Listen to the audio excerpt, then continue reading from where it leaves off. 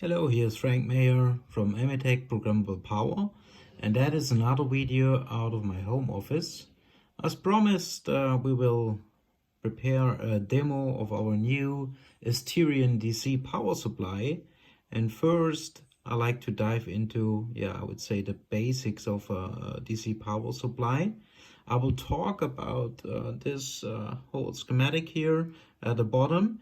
And of course, this is not what we use in a modern DC power supply, definitely not what we use in the Asterion, but it helps us to understand some basic things which happen in a DC power supply.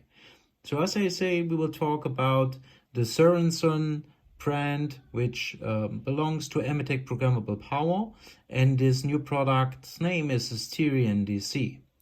The voltage level are 60 volts in our unit, but there are different configurations available from 40 up to 400 volt. And of course, there are also different power configurations available. We will have a 3.4 kilowatt unit. So coming to the schematic I was talking about, this is just to illustrate in general what the challenge is and what we later also want to measure, and how to build a very basic DC power supply. So basically we have first our supply voltage, which is here in Germany between 220 and 240 volt. And now this is a sinus wave. And this AC signal we like to convert first to a 60 volt. So we will use a transformer and we will transform it down to 60 volts. So it's still an AC signal, but with a much lower amplitude. So now once we did that, we will use this full wave rectifier, as you can see here, and that will help us really to come closer to a DC signal.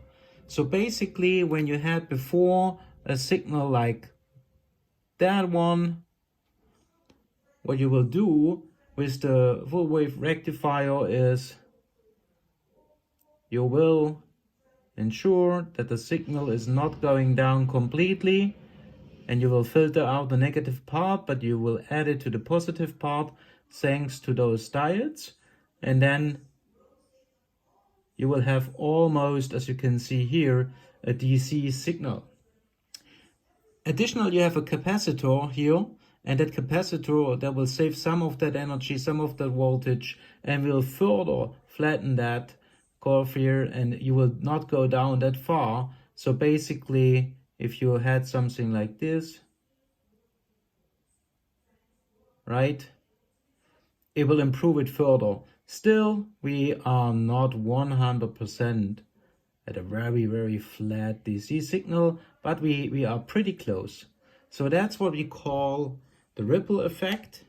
And again, it's not what we use in our modern DC power supplies. In our modern DC power supplies, as most of the engineers know, let me turn that for you a second. So that's a little bit closer to the reality. Of course, because of IP reasons, I will not talk about exactly how we do it in our power supply. But you also have the transformer at the beginning, you have the full wave rectifier, the capacitor, and then you have a DC to DC regulator, and there you use a switch, a DC switch.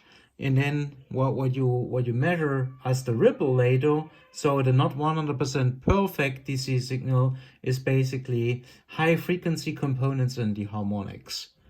Very often you can even try to further improve it with another capacitor here. So I hope that will help you to understand what we will measure later. Again, we will measure basically the AC part of that DC signal, and that will be done with an oscilloscope. Again, thanks to Tektronix, Oliver Radke, the European demo pool manager, who provided us that 5 series oscilloscope for free. Looking forward to get all your feedback, and I'm really excited to show you the live measurements in the next video. Stay healthy and safe. Subscribe my channel, and yeah, also send that video to others who are interested into power supplies. Appreciate it. Talk to you soon. Bye.